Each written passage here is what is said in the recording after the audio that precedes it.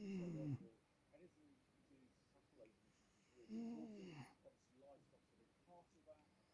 Just the sprinkling is enough to make these more fuel, more glucose friendly. And that's what's amazing is that it's something so small can have such massive impacts, and that's what's key really.